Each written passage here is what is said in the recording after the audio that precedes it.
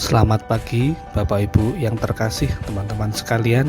Saya Heribertus Priya Sulistia ingin memaparkan tentang strategi penerapan Merdeka Belajar sebagai wujud aksi nyata saya dalam belajar mandiri di PMM.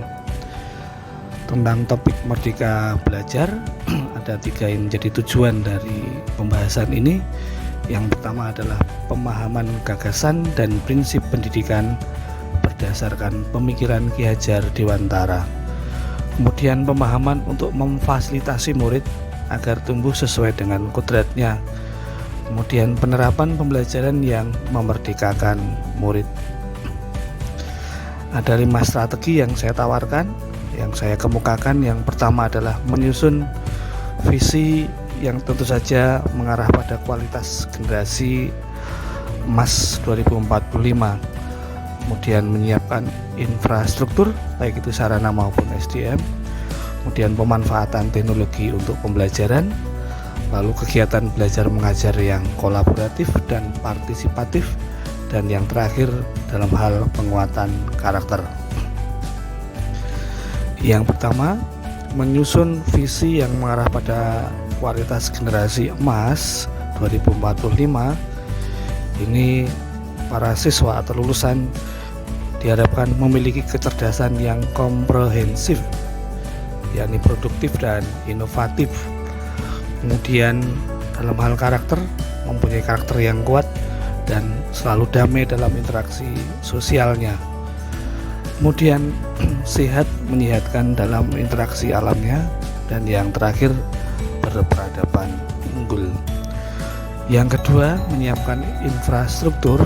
Ini selain sarana dan prasarana, juga diantaranya menyiapkan SDM melalui belajar mandiri di PMM, lalu belajar di komunitas belajar, dan juga belajar dengan mengikuti workshop dengan narasumber. Kemudian pemanfaatan teknologi untuk pembelajaran. Ini banyak teknologi, banyak sumber belajar yang ada di internet, entah itu YouTube, Instagram bisa, lalu rumah belajar dan lain-lain. Lalu game-game pembelajaran dalam hal untuk pembelajaran menyenangkan, contohnya quizzes, lalu membangun learning management system atau LMS.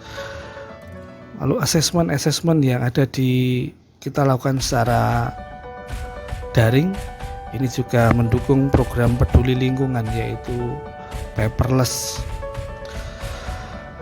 Kemudian kegiatan belajar mengajar dengan mengintegrasikan antar mapel dengan harapan pembelajaran lebih kontekstual dan efektif dengan dilaksanakannya proyek bersama, jadi kolaborasi antar mata pelajaran, dan juga partisipatif, bisa dengan melibatkan orang tua, praktisi, ataupun alumni dari siswa.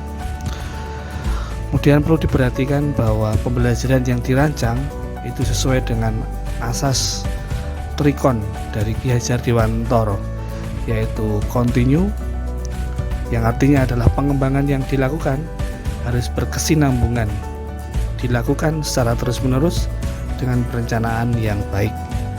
Lalu konvergen, yang berarti pengembangan yang dilakukan dapat mengambil dari berbagai sumber di luar, bahkan dari praktek pendidikan di luar negeri.